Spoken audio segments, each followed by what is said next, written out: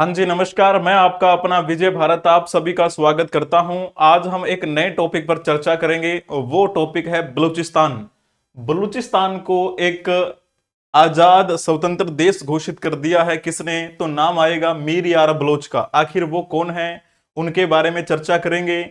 और इन्होंने भारत सरकार से गुजारिश की है, भारत सरकार से अनुमति मांगी है कि वो अपना बलूच दूतावास नई दिल्ली में खोलें। यूएन से भी इन्होंने सिफारिश की है। सारी बातें हम चर्चा करेंगे। थोड़ा सा पृष्ठभूमि को समझ लेते हैं। इस बलूचिस्तान की बात करें तो आपको पता है ये हमारे भारत का क्या लगेगा, ये हमारे भारत का पोता लगेगा। 1947 में पाकिस्तान बेटा बना था, उसके बाद उस बेटे से बांग्लादेश बना, उस बेटे से अब बलूचिस्तान भी जन्म लेने वाला है, यानी स्वतंत्रता की घोषणा हो चुकी है। तो सभी को बधाई हो, भारत को पोता हुआ है। बलूचिस्तान स्वतंत्रता घोषणा और भारत पाक तनाव सबसे पहले मैप के माध्यम से समझेंगे। आपको यहां गूगल पर सर्च करने से ऐसा मैप दिखाई देगा। इस पाकिस्तान को आप देख पा रहे होंगे, है ना? यहाँ पे इस पाकिस्तान की बाउंड्री जम्मू कश्मीर के साथ लगती है और लद्दाख केंद्र शासित प्रदेश के साथ लगती है। हाल ही में आपने देखा पाकिस्तान और भारत के बीच में तनाव बना हुआ है। और इस मैप को समझेंगे तो पता चलेगा आपको। कुछ दिन पहले इन्होंने जम्मू कश्मीर के अनंतनाग जिले के पहलगाम तहसील में हमला किया था, जहां पर भारतीय पर्यटकों की मौत हो गई थी और एक नेपाली नागरिक थे, उनकी भी मृत्यु हुई थी, जिसकी वजह से भारत ने एक्शन लिया। और एक्शन लेने के तहत भारत ने कौन सा ऑपरेशन चलाया? ऑपरेशन सिंदूर चलाया। अब यहां पर आप देख पा रहे होंगे अभी भी जारी है। अब भारत हावी पड़ रहा है पाकिस्तान पे। और पाकिस्तान के अभी जो सेना प्रमुख है उनका बयान देख रहा था थोड़ी देर पहले। वो बोल रहे थे कि अल्लाह आप सबके साथ है, आपको कुछ नहीं होगा, अपने सैनिकों को बता रहे थे वो। और यहीं पर देखा जाए तो बलूचिस्तान जो है बड़े लंबे समय से मांग कर रहा है कि हमें स्वतंत्र कर दो, हमें स्वतंत्र कर दो। यहाँ पे जो पाकिस्तान की आर्मी है उनको बाहर निकालने का ये भरसक प्रयास करते रहे हैं लंबे समय से। बलूचिस्तान की आजादी के लिए विद्रोह कब से चल रहा है? ये बात है 1948-50 की। 1947 में आपको पता है पाकिस्तान अलग हुआ था, लेकिन जिन्ना ने पहले तो कहा था कि इस बलूचिस्तान को अलग रखा जाएगा। बाद में जिन्ना अपनी जुबान से मुकर गए थे। मुकरने के बाद आपको पता है इसे इसी पाकिस्तान के अंतर्गत रख लिया गया था। इसका विस्तार जो है, यानी इस बलूचिस्तान का विस्तार, ऐतिहासिक विस्तार बहुत पुराना है। जब मैं आपको एक अलग वीडियो में बता दूंगा कि किस प्रकार से बलूचिस्तान की कहानी थी।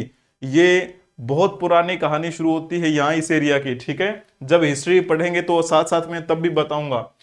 तो तब से लेकर संघर्ष चल रहा है इनके बीच में, क्योंकि सत्ता में आपको पता है कौन से एरिया के लोग आते रहे हैं। तो ये पंजाब प्रांत और सिंध प्रांत के लोग मुख्यतः सत्ता में रहे। यहाँ पे जो संसाधन है उन संसाधनों का ये प्रयोग कर नहीं सकते हैं और उनका प्रयोग वो कर जाते हैं। इस वजह से यहाँ की जो आम जनता है उसको कोई फायदा नहीं होता और वो पिछड़े के पिछड़े रह गए। इस वजह से लंबे समय तक वो मांग उठाते रहे। फिर उसके बाद दूसरी बार विद्रोह किया उन्होंने 1958-60 के आसपास, तीसरी बार 1962-63। उसके बाद इस प्रकार से 2005 से लगातार जारी है वहां पर ये विद्रोह। अभी हाल ही में वहां के एक प्रसिद्ध लेखक हैं, है ना, मीर यार बलोच, उन्होंने घोषणा की है कि अब हम स्वतंत्र हैं। तो ये आपको एरिया दिखाई दे रहा होगा, ये क्वेटा जगह आपको दिखाई देती है। ये देखो कराची बंदरगाह सिंध के आपको साउथ में दिखाई देगी। इस बलूचिस्तान की बाउंड्री ईरान के साथ लगती है, इस बलूचिस्तान की बाउंड्री अफगानिस्तान के साथ लगती है। जब जब भी आपने सोशल मीडिया पे बलूचिस्तानियों को आपने देखा होगा विद्रोह करते हुए, आपने जरूर देखा होगा कि वो भारत के पक्ष में ही बोलते रहे हैं, भारत को अपना साथी मानते हैं। ठीक वैसे ही जैसे अफगानी लोग भारत को अपना अच्छा दोस्त मानते हैं, अफगानी लोगों की जब बात करते हैं। तो भारत का ऑपरेशन सिंदूर चलाया गया था। पाकिस्तान में 9 आतंकी ठिकानों पर हमला किया गया और भारत सरकार के रक्षा मंत्रालय ने कहा कि हमला सिर्फ आतंकी ढांचे पर किया है, हमने पाकिस्तानी सेना से कोई लेना देना नहीं है और पाकिस्तानी जो जनता है उनको भी कोई नुकसान नहीं पहुंचाया गया। फिर अगले दिन आपको पता है 8 मई को पाकिस्तान का जवाबी हमला हुआ। जम्मू, सांभा, आरएसपुरा और अरनिया और पुंछ में भी आपने देखा वहां पर हमला हुआ, जहां पर कई लोगों की जानें भी चली गई इस विपक्षी हमले में। इस जवाबी हमले में भारत की S-400 जो प्रणाली है, वो सिस्टम जो है, उसने पाक के हमलों को नाकाम भी किया। भारत ने पाकिस्तान के ड्रोन, फाइटर जेट और AWACS को भी मार गिराया। अब इसी के चलते आपको पता है एक नया बयान सुनने को मिला मीर यार बलोच का। उन्होंने घोषणा कर दी, उसने घोषणा कर दी कि अब बलूचिस्तान एक स्वतंत्र देश है। और इन्होंने कहा कि भारत सरकार को कि नई दिल्ली में बलूचिस्तान का एक दूतावास खोला जाए, और साथ में इन्होंने यूएन से भी गुजारिश की है। इन्होंने कहा कि हमारे पास भी बलूच सेना है, जिस प्रकार उन पाकिस्तान के पास पाकिस्तानी सेना है, हमारे पास बलूच सेना है, और बलूच महिलाओं की भागीदारी से लोकतांत्रिक सरकार बनाएंगे, ऐसी बात इन्होंने कही है। बहुत ही अच्छा निर्णय आप कह सकते हैं इनका। महिलाओं की भागीदारी के साथ लोकतांत्रिक सरकार बनेगी, सरकार का गठन करेंगे, ऐसा इनका कहना है मीर यार बलोच का। अंतरराष्ट्रीय मांग और प्रभाव की बात की जाए तो इन्होंने क्या बोला, बलूच स्वतंत्रता को अंतरराष्ट्रीय मान्यता दे दीजिए, ऐसा इन्होंने कहा। किससे गुजारिश की है? यूएन से गुजारिश की है। यूएन के बारे में आपको पता होगा, यूनाइटेड नेशंस, जिसकी स्थापना कब हुई थी? 1945 में हुई थी। जिसमें जब इसकी स्थापना हुई थी 1945 में, उस समय इसमें 51 सदस्य देश थे। वर्तमान की दृष्टि से इसमें 193 सदस्य देश हैं। ये जो 193वां सदस्य देश है वो 2011 में शामिल हुआ था, जिसका नाम क्या था? दक्षिणी सूडान, जो कि ये साउथ, जो हम देखते हैं अफ्रीकी, साउथ नहीं, अफ्रीकी महाद्वीप का एक देश है, ठीक है, जिसे हम दक्षिणी सूडान के नाम से जानते हैं। आपको मध्य पूर्व अफ्रीका जो है ना, वहां दिखाई देगा ये दक्षिणी सूडान। वहां पर भी अच्छी व्यवस्था नहीं है अभी भी, चलो वो एक अलग विषय है। तो यूएन के बारे में आपको पता लगे, अब इन्होंने कहा है कि हमें भी सदस्य के रूप में शामिल किया जाए इस यूएन में। और ये कौन सा देश बन जाएगा अगर इसे शामिल कर लिया जाता है? तो ये 194वां देश बन जाएगा अगर ऐसा हुआ तो। अंतरराष्ट्रीय सदस्य देशों की बैठक बुलाने का भी इन्होंने अनुरोध किया है कि अंतरराष्ट्रीय स्तर के जो बड़े बड़े देश हैं वो आए और मीटिंग करें। यूएन पीस कीपिंग एक फोर्स होती है, उसको बलूचिस्तान में भेजा जाए, ऐसी इनकी मांग है, ताकि वहां पर शांति बहाली हो सके। पाकिस्तान की सेना जो है, आईएसआई अर्धसैनिक बलों को बलूच क्षेत्र से बाहर करने की अपील की है इन्होंने यूएन से, ठीक है, कि उनको बाहर भगा दीजिए क्योंकि हमारे पास अपनी सेना है। बलूच जो क्षेत्र है ना, ये जो बलूचिस्तान एरिया है, वहां पर एक काम करती रही है हमेशा से एक, आप कह सकते हैं, संगठन जिसे बलूच लिबरेशन आर्मी के नाम से जानते हैं। ये एक विद्रोही संगठन माना जाता है पाकिस्तान में, क्योंकि पाकिस्तान ने इसको आतंकवादी घोषित कर दिया था। आतंकवादी संगठन खुद आतंकवादी पैदा करते हैं और खुद ये क्रिएट कर रहे हैं, खुद किसी को ये तमगा दे रहे हैं कि ये आतंकवादी हैं, है ना।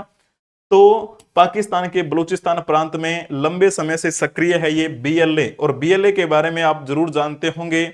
यहां इस अफगानिस्तान के साथ सटा हुआ जो एरिया है, जहां पर वहां बहुत संसाधनों की कोई कमी नहीं है, बहुत संसाधन है अगर उनका अच्छे से प्रयोग किया जाए। जाहिर सी बात है, जिस एरिया में वो है संसाधन, वहां के लोग ही अगर उसका यूज नहीं कर पा रहे तो परेशानी तो होती है, विरोध तो वो करते ही है ना।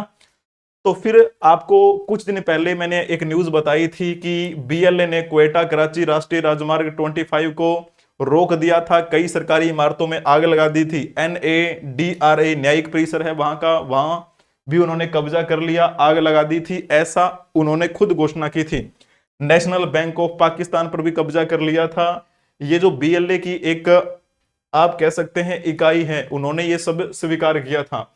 इस हमले को बलूचिस्तान की जो लिबरेशन आर्मी है उन्होंने आजादी का संघर्ष बताया था कि हमें आजादी चाहिए। इनसे सरकारी कार्यालयों पर कब्जा किया, तोड़फोड़ की, बाद में सुरक्षा बलों ने जवाबी कार्रवाई करके मार्ग जो है बहाल किया था। उससे कुछ दिन पहले इन्होंने, आपको पता है, एक वो ट्रेन को लूट लिया था, ट्रेन हाईजैक कर ली थी। बताओ, उनके देश के अंदर खुद ही कोई ट्रेन हाईजैक कर लेता है।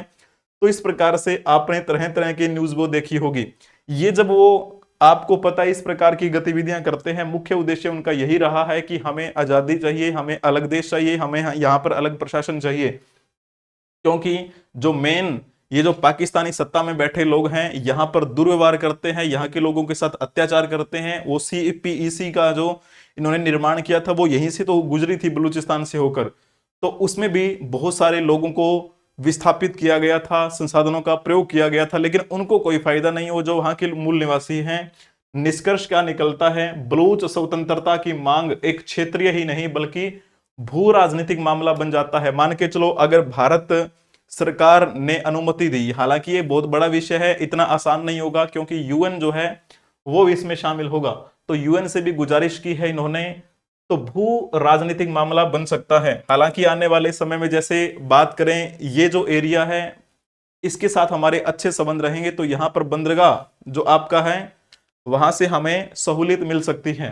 तो बलूच आंदोलन को एक नया वैश्विक समर्थन और दिशा मिलने की संभावना रहेगी। भारत से समर्थन की अपील ने इस मुद्दे को वैश्विक मंच तक पहुंचा दिया है। और भारत के बारे में तो आपको पता है, भारत और पाकिस्तान का अभी जो युद्ध चल रहा है उसमें अमेरिका के उपराष्ट्रपति जेडी वेंस ने कहा है कि आप दोनों का मामला है, आप दोनों सुलटा लीजिए, हम बीच में नहीं बोलेंगे। तो आप देख सकते हैं भारत की छवि विश्व पटल पे तो अच्छी है, ऐसी बात नहीं है।